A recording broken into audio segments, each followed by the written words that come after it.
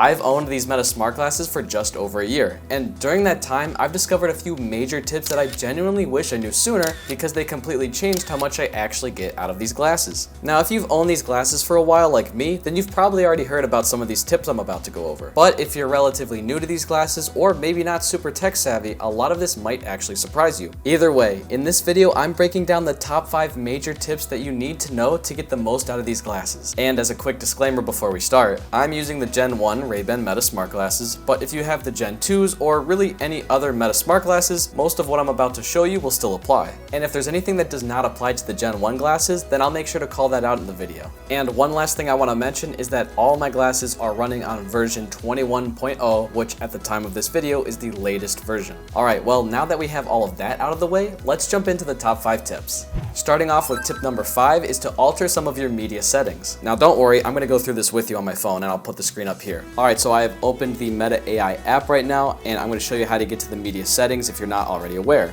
You are going to touch the gear icon on your glasses at the top right. Then you are going to scroll down to media, and then you can see at the top there's a camera section and it says video settings. So as we can see here, the default time limit for recording videos is 1 minute and then it cuts off. But if you want to record longer than that, then you should definitely push it to 3 minutes. Even though you may not need those 3 minutes, it's nice to know that you can get more time than just the simple 1 minute, because I just don't think that's enough. Now, if you have the Gen 2s or any other Meta glasses, you could probably get this to 5 minutes. So let me actually swap these Ray-Ban Meta glasses with my Oakley Houston glasses, because they can support 5 minutes. Alright, so now I'm on the Houston glasses because these just have more features than the Gen 1s, and as you can see here, these glasses can actually record up to 5 minutes. Alright, so continuing with these media settings, there's a few more things you might want to do here as well that's part of tip number 5. So we're still in that media page. We haven't gone anywhere. I'm going to click the top for resolution and frame rate. And by default, this is going to record at 1080p. If you wanted to record in 3K, then you can go to the bottom and click high resolution 3K at 30 FPS. However, we saw that notification just pop up and it told us the max recording length is now only 3 minutes.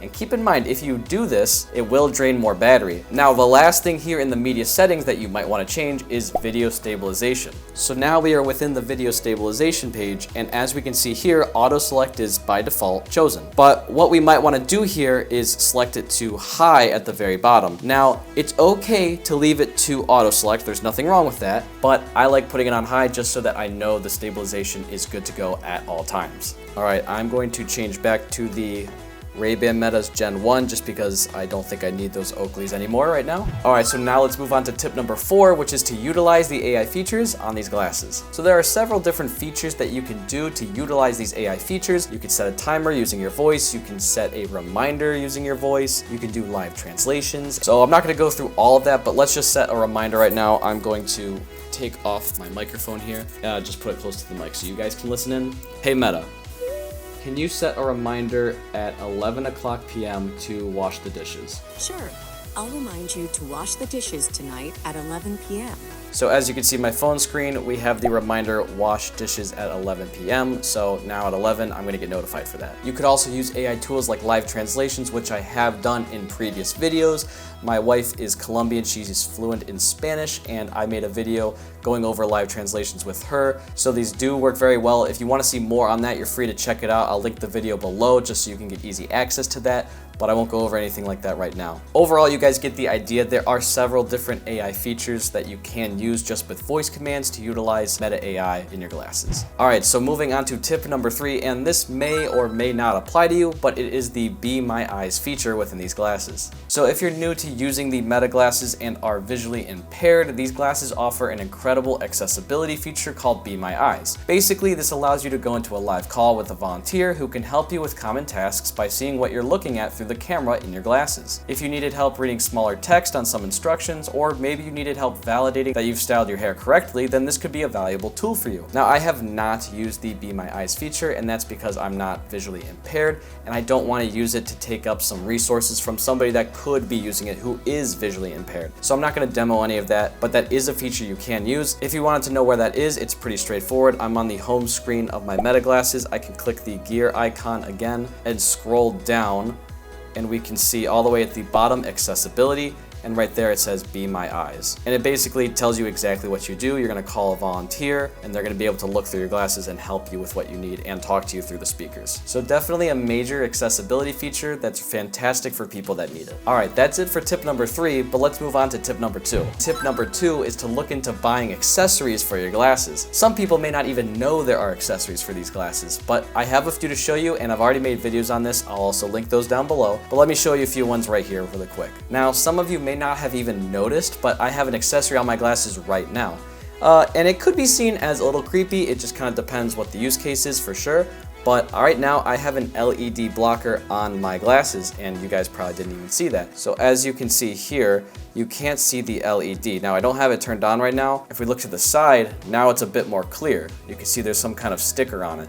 So if I record, you can see the LED is flashing, but in the front view, it's barely noticeable. Definitely a lot less noticeable than if you just had it off. I'm still recording, and you might faintly see a little bit of a flash, but overall it's completely like unnoticeable. However, that's just one accessory that I have. Let me show you another one that may be more applicable for you. This is just one of many, but I have a charging dock for my Meta glasses. So as you can see, there are some charging pins on these, and it's basically a dock with a USB-C in the back. So you take these guys and you dock them on like such. And then while on there is an LED that will notify you if your glasses are fully charged or currently charging. Definitely a cool accessory. I have one more I'll quickly show you. So the last accessory I'll show you guys really quick are these clip-on shades. If you have transition lenses, you may notice that they just don't get dark enough. You want to have darker shades just to block out more sun or not to see your eyes through the glasses.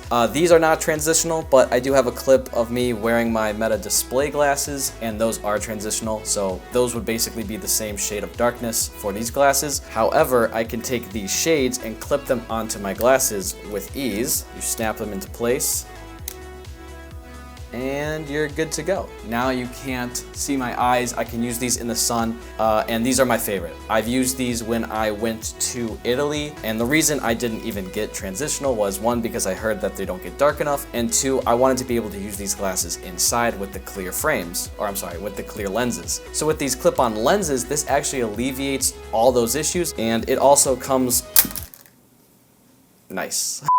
It also comes in a blue shade too. They have different colors. My favorite was the black, just simple and easy, or maybe I'm just kind of boring. All right, so I've got all of those accessories stored away. Now let's move on to the number 1 tip for these glasses that you need to know, and that is simply to sign up for the early access program for these glasses. So if you're wondering what early access is or what it does, it's pretty self-explanatory. You get early access to features that aren't yet being released. So a prime example at this point in time is conversation focus. But as you can see, I have conversation focus right there next to the pause button. And if I click it, I can use conversation focus, although it's technically not released yet. All right, so maybe early access is appealing to you. Well, how do you get in? So basically, if you can Google Meta Early Access, one of the first things that should pop up is the Meta Store, and it says to sign up. So let's, I've already been on that link. Let's click on it. This will bring you to Meta's website, and it says be the first to try new features, like I was saying. But all you have to do is add your glasses serial number, which can be found in the glasses settings in your Meta AI app, which I might as well go there now. I'm going to go to the settings,